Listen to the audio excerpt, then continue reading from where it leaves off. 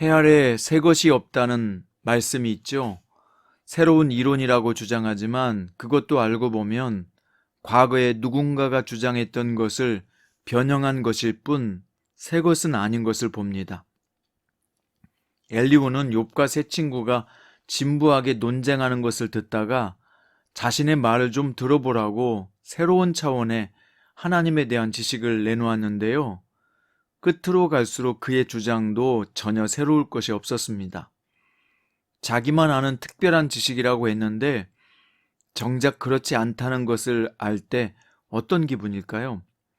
오늘 본문은 욥기 36장 1절부터 15절입니다. 그 중에서 1절부터 4절까지 읽겠습니다. 엘리후가 말을 이어 이르되 나를 잠깐 용납하라. 내가 그대에게 보이리니 이는 내가 하나님을 위하여 아직도 할 말이 있습니다. 내가 먼 데서 지식을 얻고 나를 지으신 이에게 의를 돌려보내리라. 진실로 내 말은 거짓이 아니라 온전한 지식을 가진 이가 그대와 함께 있느니라. 아멘.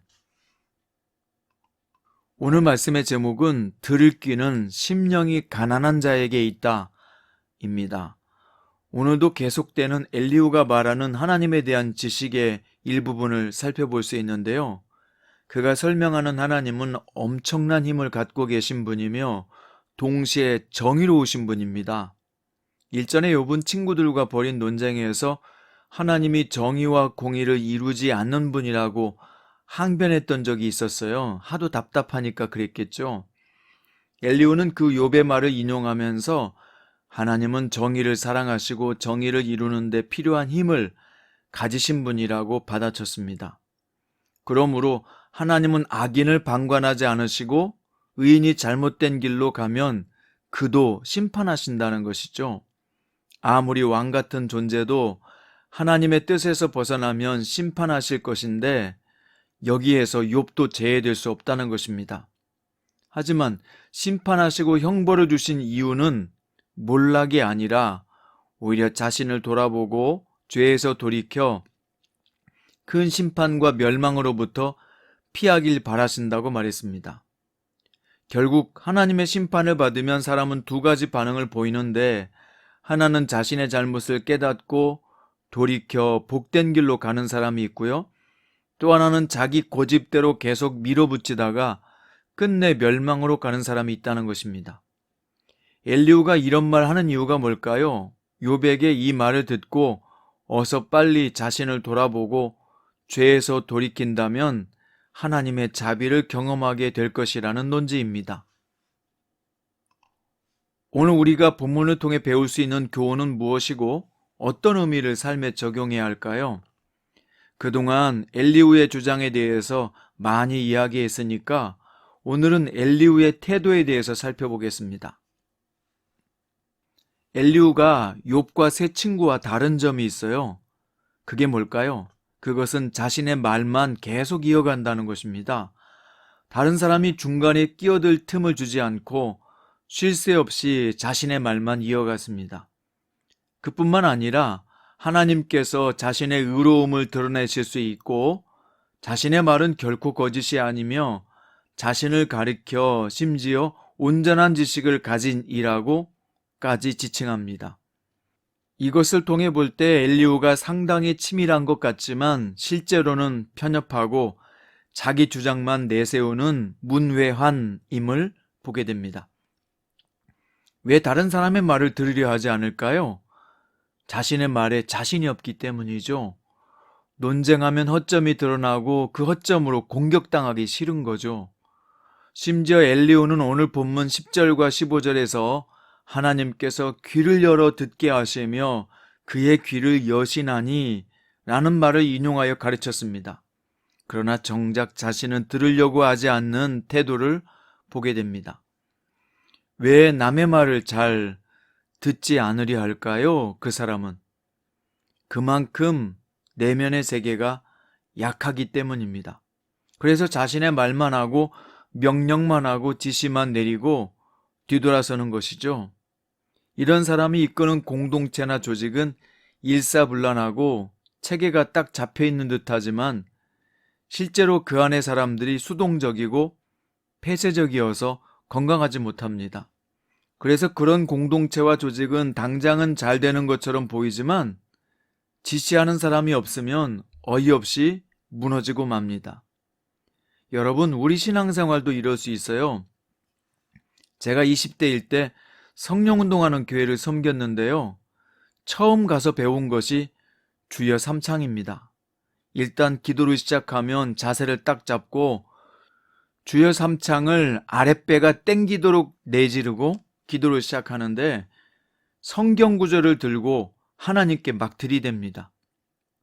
당장 답을 안 주면 사고라도 낼 것처럼 협박인지 독촉인지 항변인지 막 소리치다가 기도가 끝나면 아멘하고 딱 일어서서 나가버립니다.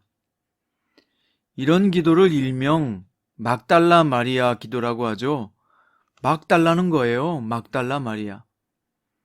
또 제가 시간을 정해놓고 기도를 많이 했는데요.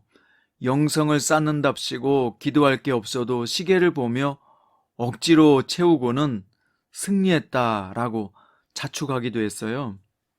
지금 생각해보면 참 웃겨요. 하나님은 인격의 주님이신데 참 어이없으셨겠다는 생각이 듭니다. 기도를 했으면 듣는 시간도 가져야죠. 내 말만 하지 말고 주님의 뜻이 어떤 감동과 깨달음을 주시는지 잠잠히 좀 들어야 한단 말입니다. 기도하는 자리에 오래 앉아 있으면 영성이 있는 걸까요? 어떤 목사님은 자기 교회 새벽 기도회에서 가장 마지막에 일어나는 사람이 자신이라고 은근히 자랑하시더라고요. 우리나라 사람들은 영성을 자꾸 뭔가를 쌓는 것이라고 생각하기 때문에 그러는 거예요. 공을 쌓듯이 돌탑을 쌓아 올리듯이 쌓는 것이라고 생각하죠. 여러분, 아닙니다. 영성은 쌓는 것이 아니라 허무는 거예요. 자신을 허무는 것, 그리고 말씀으로 채우는 것, 내가 아니라 내 안에서 예수가 살아나게 하는 것, 이게 진짜 영성이죠. 그래서 영성이 깊은 사람일수록 막 자신을 나타내지 않고 겸손해요. 그리고 남의 말을 많이 듣는 태도를 보입니다. 엘리후는 자기 말만 해요. 자기를 자꾸 높이고 자기가 아는 하나님이 특별한 것인 양 자랑합니다. 엘리후는 뭔가 쌓으려는 사람인 것을 볼 수 있어요. 그래서 남이 허무는 것을 들을 수 없는 거예요. 이런 태도는 그가 영성이 없거나 낮은 사람인 것을 증명하는 겁니다. 복음서에서 예수님은 들을기가 중요하다는 것을 여러 번 강조해서 말씀하셨는데요. 그런데 항상 들을 귀 있는 자는 들어라 라고 말씀하셨습니다. 이건 소리를 듣지 못하는 장애자가 아니라 말씀을 듣지 못하는 귀입니다. 육체적인 문제가 아니라 영적인 문제를 말씀하는 거잖아요. 그럼 누가 들을 귀 있는 사람이 될 수 있을까요? 심령이 가난한 사람이죠. 마음이 부유한 사람은 못 듣습니다.